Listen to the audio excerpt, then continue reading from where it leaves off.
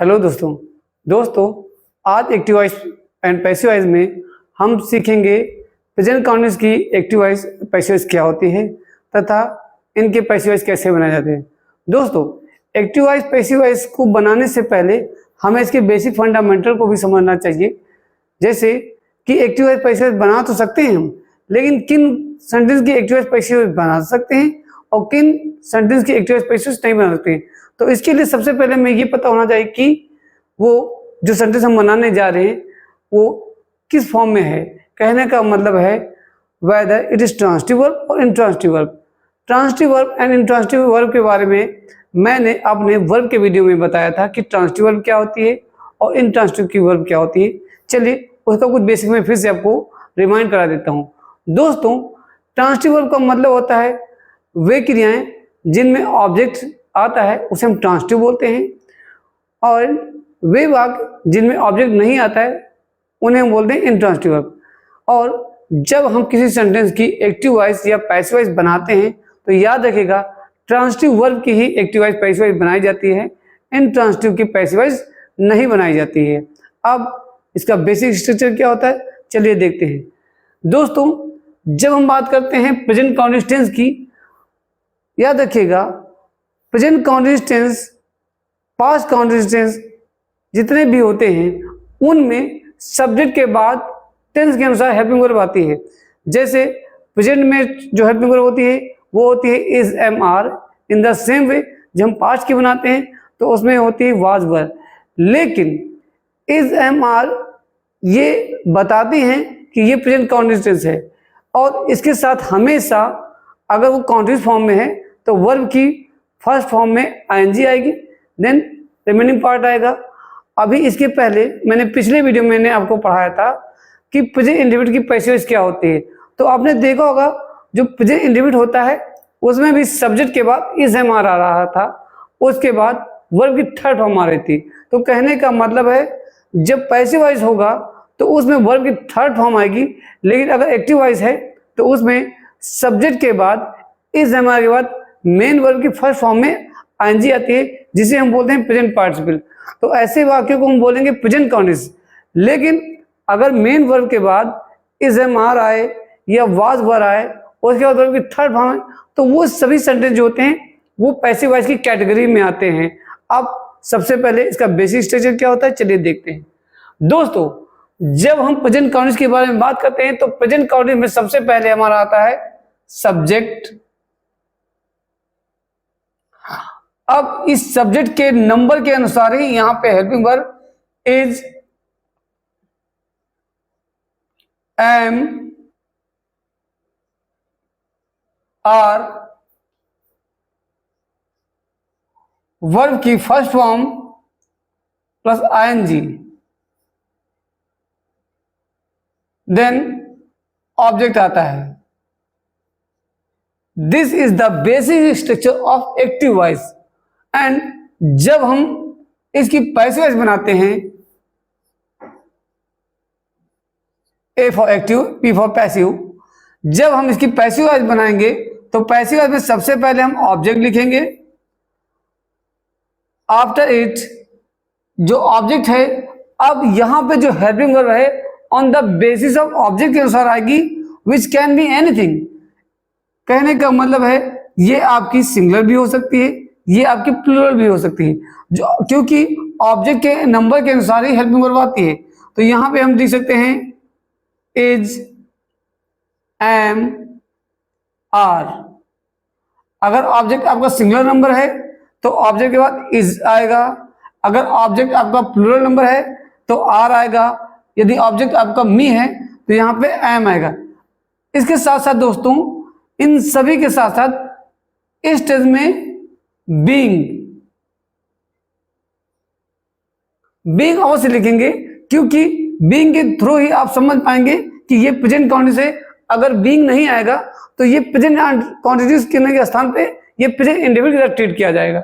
इसके बाद हमेशा की तरह वर्ब की past participle which is third form, then by या उससे रिलेटेड कोई भी प्रीपोजिशन आ सकता है।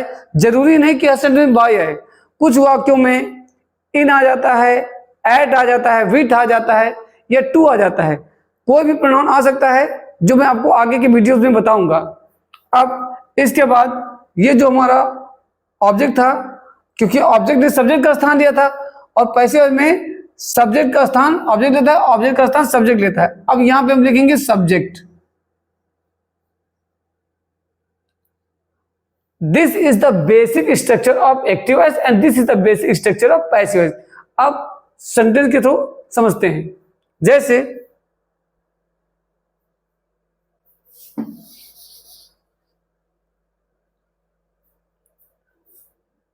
he is writing an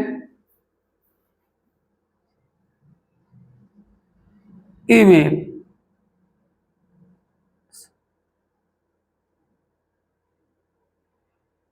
He is writing an email। दोस्तों यहां पे आप देख सकते हैं जो हमारा ऑब्जेक्ट है वो है N email.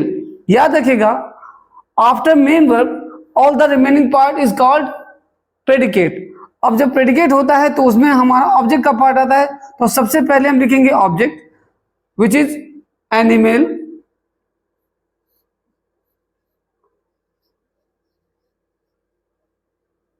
An email singular की कैटेगरी में आता है तो हम इसके लिए लिखेंगे इज बीइंग। एंड यहां पे आप देख सकते हैं दिस इज प्रेजेंट पार्टिसिपल। कहने का मतलब होता है वर्ब की फर्स्ट फॉर्म में अगर आईएनजी लगी है तो उसे हम बोलते हैं present participle. In the same वे अगर वर्ब की थर्ड फॉर्म है तो उसे हम बोलते हैं पास्ट पार्टिसिपल। अब जो पास्ट पार्टिसिपल हमारी होगी, राइटिंग की जो पास्ट पार्टिसिपल होती है वो होती है retain.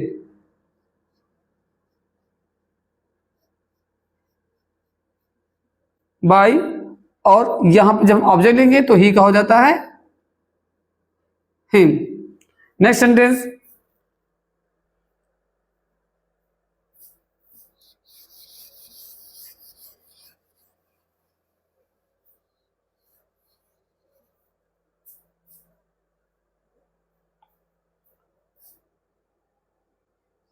she is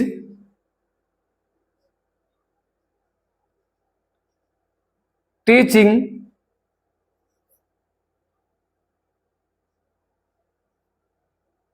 them। she is teaching them। दोस्तों यहां पे हमारा जो ऑब्जेक्ट है वो them है, जिसे अगर सब्जेक्ट फॉर्म में लिखेंगे तो इसे हम कहेंगे दे। अब जब सब्जेक्ट हमारा दे हो गया तो दे के साथ हमेशा प्रेजेंट कॉन्टिन्यूस में आर आता है, बीइंग। टीचिंग की थर्ड फॉर्म जिसे हम बोलते हैं पास्ट पार्टिसिपल होगी thought.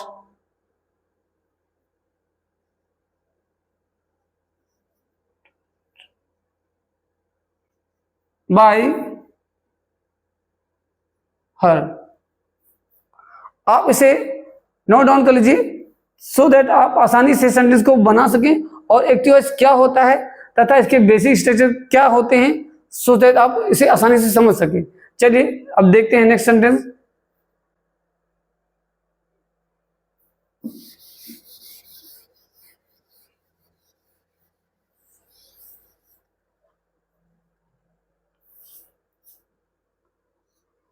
I am loving her। I am loving her। दोस्तों इस सेंटेंस में जो हमारा ऑब्जेक्ट है वो हर है।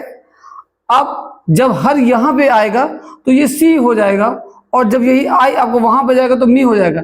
कहने का मतलब है कि सब्जेक्ट ऑब्जेक्ट का स्थान लेता है और ऑब्जेक्ट सब्जेक्ट का स्थान लेता है। तो सबसे पहले लिखेंगे सी इज बीइंग लव्ड बाय मी। इस तरह से दोस्तों हम अफर्मेटिव सेंटेंस क्या होते हैं, अफर्मेटिव की पैसेज कैसे बना देते हैं, इस तरह से बेसिक सेंटेंस बना सकते हैं। अब देखते हैं इसका नेगेटिव पार्ट। नेगेटिव पार्ट क्या होता है तथा नेगेटिव का बेसिक स्ट्रक्चर क्या होता है, चलिए देखते हैं।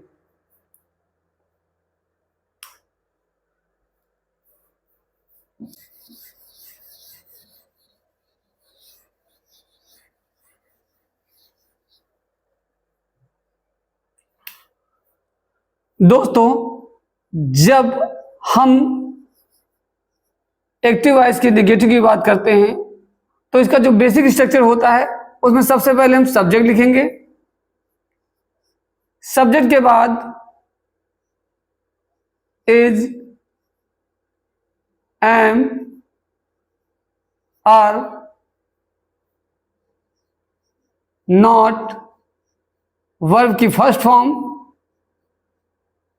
Plus ING. वर्ब की फर्स्ट फॉर्म में जब आईएनजी लगता है तो उसे हम बोलते हैं प्रेजेंट पार्टिसिपल। Then object. अब जब इसकी हम पैसिव वॉइस बनाएंगे तो पैसिव वॉइस में सबसे पहले हम लिखेंगे ऑब्जेक्ट, इसके बाद is, am, are, not, being, verb की third form which is past participle, by and subject. अब sentence.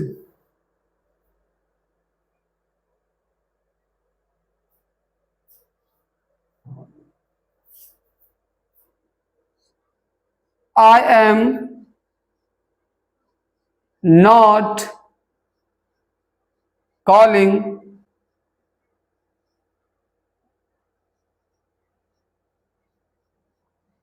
Seema. I am not calling Seema. इस सेंटेंस में जो हमारा ऑब्जेक्ट है वो सीमा है, जो सब्जेक्ट है वो आई है। जब हम ऑब्जेक्ट को यहां पे लिखेंगे, अब ये सीमा जो है ये सिंगुलर कैटेगरी में आता है क्योंकि ये सिंगुलर का नाउन है। अब इसके साथ हम लिखेंगे इज नॉट बीइंग, इसकी थर्ड फॉर्म जो होती है called by me. Next sentence.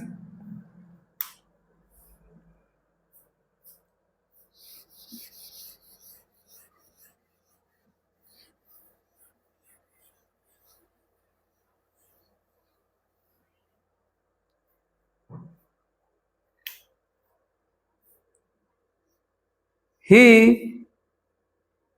is not writing two letters. He is not writing two letters. दोस्तों, यहां पे आप देख सकते हैं यहां पे सब्जेक्ट हमारा ही है, लेकिन जो ऑब्जेक्ट है हमारा वो है टू लेटर्स जो कि प्लूरल है। अब जब इसकी हम पैसिव वॉइस बनाएंगे तो सबसे पहले लिखेंगे टू लेटर्स। अब जब हमारा जो सब्जेक्ट है वो प्लूरल हो गया तो इसके साथ हम लिखेंगे are not being written by him। इस तरह से दोस्तों हम प्रेजेंट काउंटिस की अगर सेंटेंस नेगेटिव हैं बना सकते हैं। अब देखते हैं the last part which is called interrogative, first type and second type. First type का मतलब होता है यस और नो, जिसमें क्या वाक्य के प्रारंभ में आता है, एंड सेकेंड टाइप वे वाक्य जिनमें क्या कहां कैसे बीच में आता है। चलिए देखते हैं।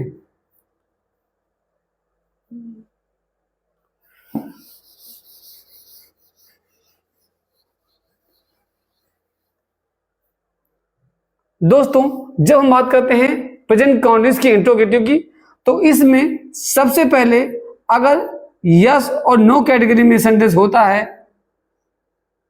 तो यहां पे हम सबसे पहले लिखेंगे इज,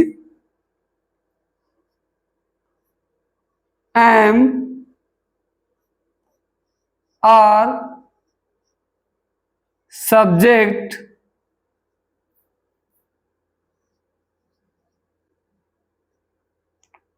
वर्ब की first form plus ING,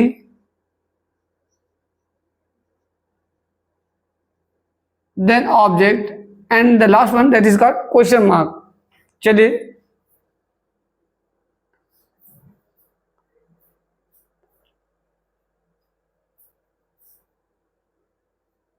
is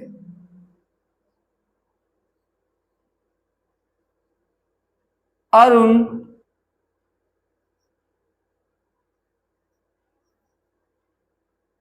singing a song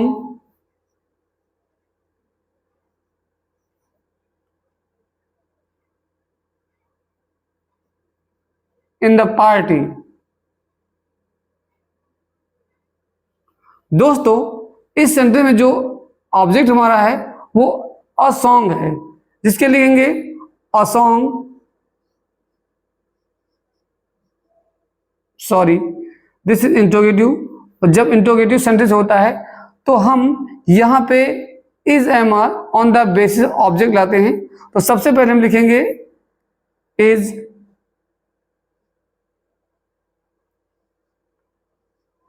a song. अब दोस्तों जो बीइंग है वो यहां पे आएगा,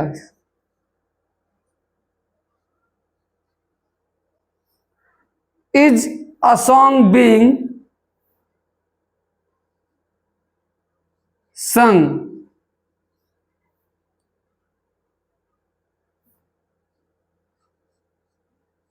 in the party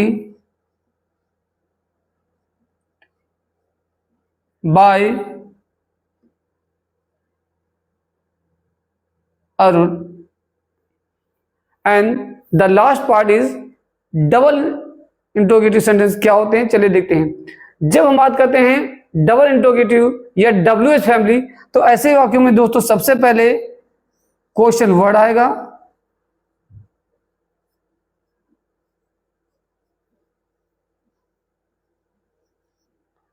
इसके बाद is, am, are, subject, verb की फर्स्ट फॉर्म,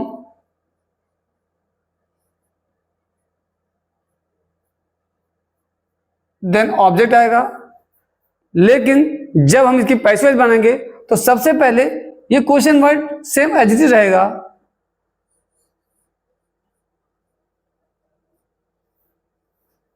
इसके बाद is,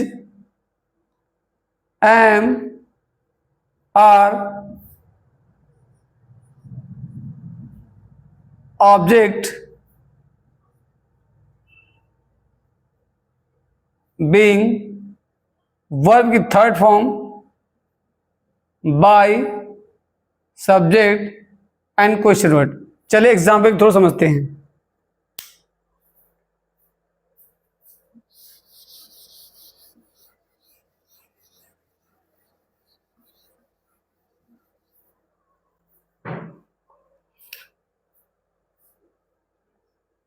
Why is she loving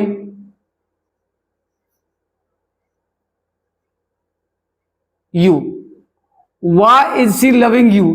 दोस्तों इस सेंटेंस में ऑब्जेक्ट यू है और लेकिन ये WH से स्टार्ट हुआ है, तो जब WH से स्टार्ट होता है सबसे पहले हम इसकी इंग्लिश लिखेंगे वाई, फिर ऑब्जेक्ट हमारा यू है तो इसे आता है are, why are you being loved by her. इस तरह से दोस्तों हम प्रेजेंट कंटिन्यूअस की active voice and passive voice बनाते हैं। मिलते हैं अपने अगले वीडियो में, जिसमें हम आपको बताएंगे प्रेजेंट परफेक्ट की पैसिव वॉइस क्या होती है और इसके सेंटेंस को कैसे बनाया जाता है। Thank you so much and stay with us.